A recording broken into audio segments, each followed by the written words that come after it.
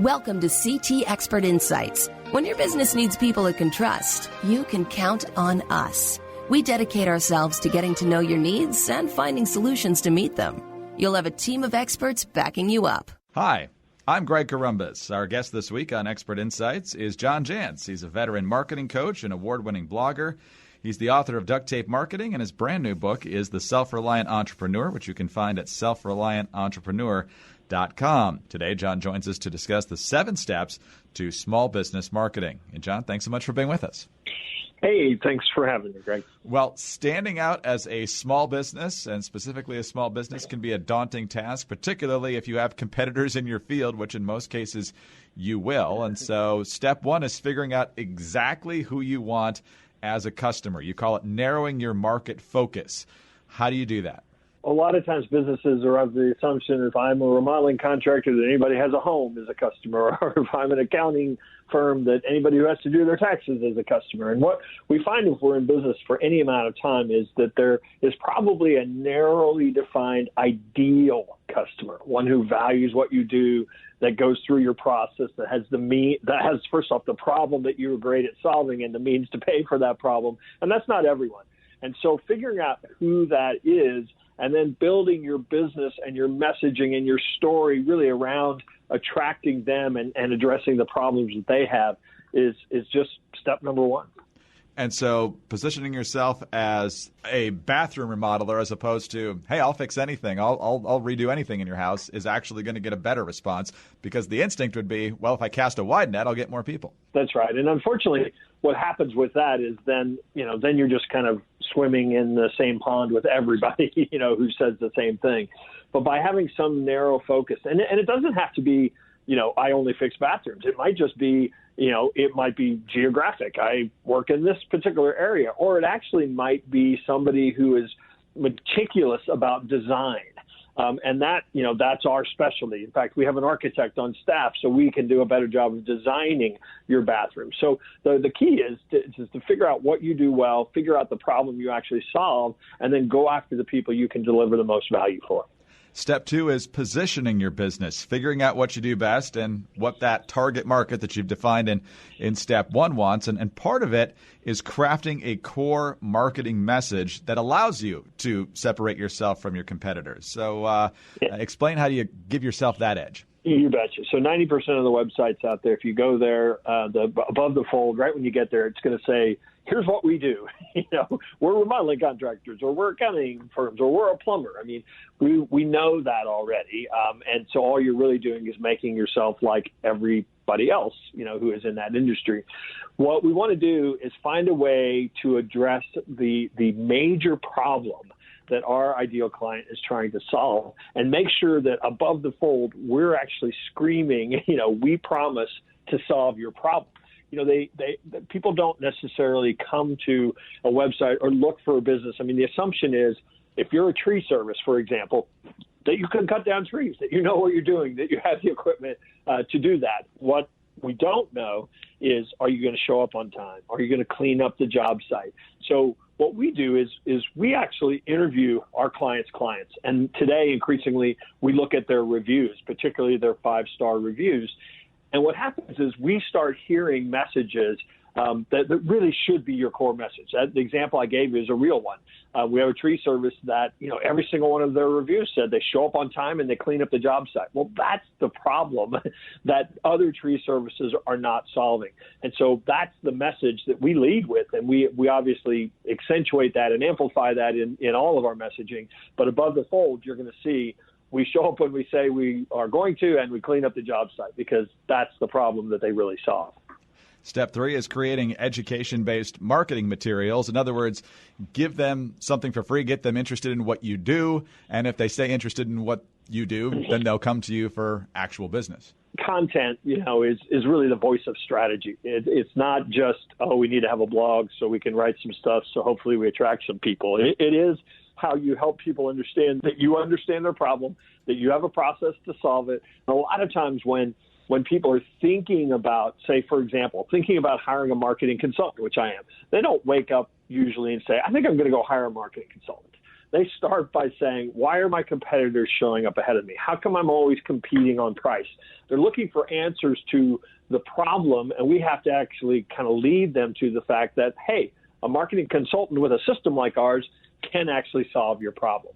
But we're never going to get that chance unless we gain the trust in order for them to say, yeah, these guys are different. Step 4 is never cold call, and it seems a little bit like step 1. In other words, you want to narrow your focus. In the beginning, it's figuring out who your customer is. In this one, it's don't advertise or market in a broad way. Figure out, again, who your customer is and figure out a way to entice them. So just putting out the hey, we do this ad isn't going to be as effective. So how do you tailor messages where people understand that, yes, this niche is exactly what I need right now? Well, so the idea behind never cold call, I mean, obviously, ways in which our prospects buy today is the biggest thing that's changed. I mean, they don't have to listen to our messages. They don't have to take our phone calls. They don't have to have their doors open to us to come walking straight in. I mean, they are in control and in charge of kind of how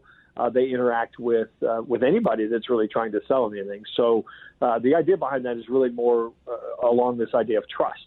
So never cold call, certainly, having somebody search online and find that customers are saying great things about you is an aspect of that.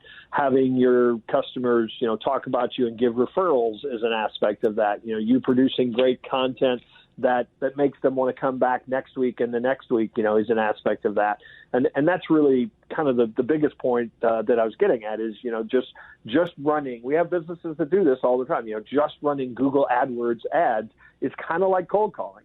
You are going to get a percentage of the folks who have an immediate need maybe for what you do, but you're not going to get those, what I think are probably more ideal situations and customers where they're going to come to know, like, and trust you and ultimately become advocates for you.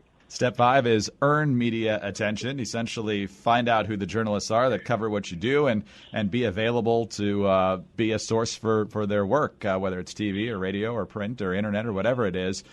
In some businesses, that obviously is fairly easy to do. If you're a doctor and it's flu season, you could be a source for someone in the media. If you run a craft shop, however, there's not necessarily major news stories that deal with that. So if it's not something that's often in the news, how do you nudge your way in there?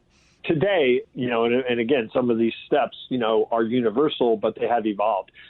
Today, a huge part of earned media is social media.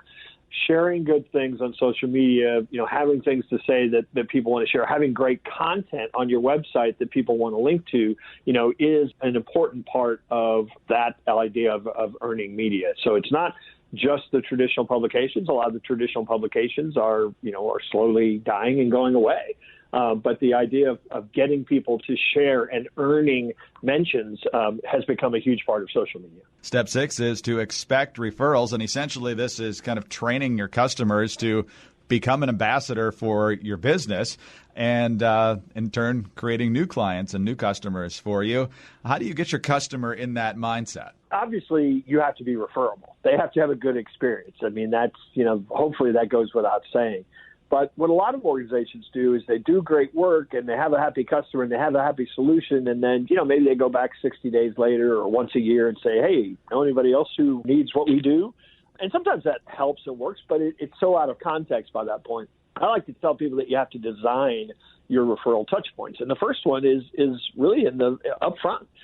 We know you're going to be so thrilled with what we have promised to do today that we're going to come back to you in 90 days after or 60 days after we deliver this result, and we're going to make sure you're happy. And at that point, we'd love it if you'd introduce us to 2 other people. So here before somebody's even become a customer, you're planting the seed for that. Now, obviously, you have to then have the process to go back and collect those referrals and make sure that they're happy. But it's such a strong, positive message on the front end. We know you're going to be happy. We're going to make sure you're happy, and then we're going to let you tell somebody else how to be happy. So, get over kind of this idea of I'm asking or begging for business. You're allowing your customers to actually help somebody else get a great result. Just about a minute left in our conversation with John Jantsch. And the final step, step 7, is live by a calendar, which is all about organization. It's essentially mapping out a plan in order to put the first 6 steps into practice. So what are the best practices for that? Well, so what we like to do is some businesses are great. They can do a whole year plan, and that can be okay. But, then life happens. So what we like to think about is quarters. Let's have 2 or 3 major objectives this quarter. Let's map out our content, or what we at least think we're going to do in social media and maybe in blogging and things, because it makes sense, to meet our overall objectives, rather than just kind of waiting on Monday like a lot of people do and saying, what should we write about this week? So it keeps you on task. It keeps you focused on your highest priorities, so that you don't just get bogged down and drifting, because, life happens and the to-do list blows up, and, you don't get to the things that should really move the needle. If you're not organized, things don't happen. And if you don't put them on a calendar, they often don't happen. So, John, excellent advice. We've obviously just scratched the surface. Folks can certainly go to your website to learn more. Thank you very much for your time today. We greatly appreciate it. Oh, my pleasure. John Jantsch, veteran marketing coach, award-winning blogger, author of Duct Tape Marketing. The new book is The Self-Reliant Entrepreneur, 366 Daily Meditations to Feed Your Soul and Grow Your Business. You can find that at selfreliantentrepreneur.com. I'm Greg Corombos, and for more information on this topic, please call CT at 844-787-7782. With 125 years of experience, CT is here to help you at every stage of the business life cycle.